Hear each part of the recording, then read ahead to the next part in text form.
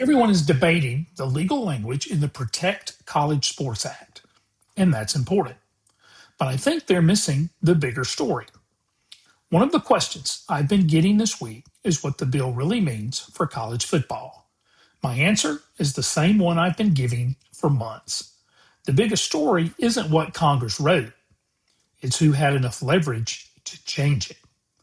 And even after all of this, we still don't know who actually runs college football. Point number one, the SEC and Big Ten proved where the power is. Let's start with what changed. Just a week ago, the SEC and the Big Ten were largely on the outside looking in. They had opinions, they offered suggestions, but they weren't publicly supporting this legislation. Then something changed. Now, both conferences are supporting the bill. Why? Because they negotiated changes. The additional $27 million is one example, but don't get hung up on the dollar amount. The bigger story is that changes were made.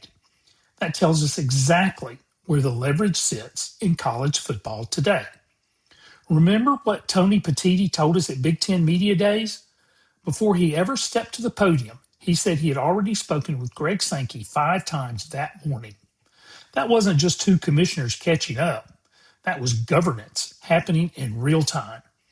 The SEC and the Big Ten continue to demonstrate that when they move together, the rest of college football, and even Congress, pays attention.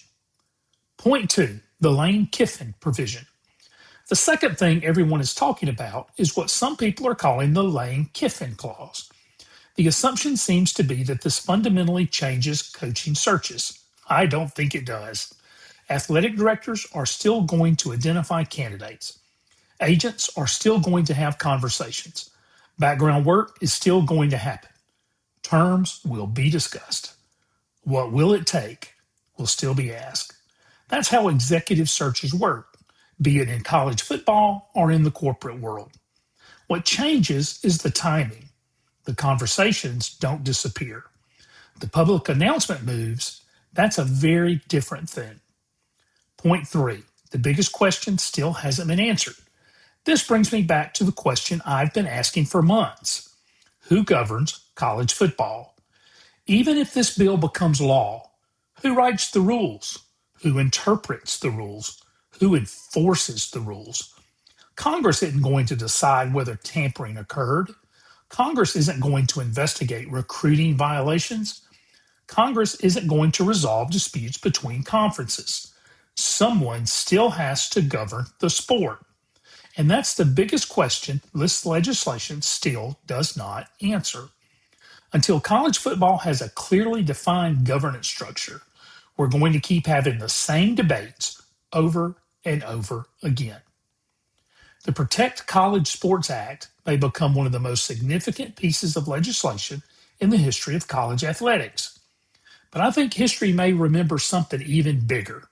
This may be the moment when the SEC and the Big Ten demonstrated, once again, that they hold the leverage in shaping the future of college football. The legal language matters. The money matters. But understanding who has the power to shape the outcome may matter even more. If you enjoy looking at the business side of college football, hit that subscribe button. I'm Mike Chaudron, and I'll see you next time.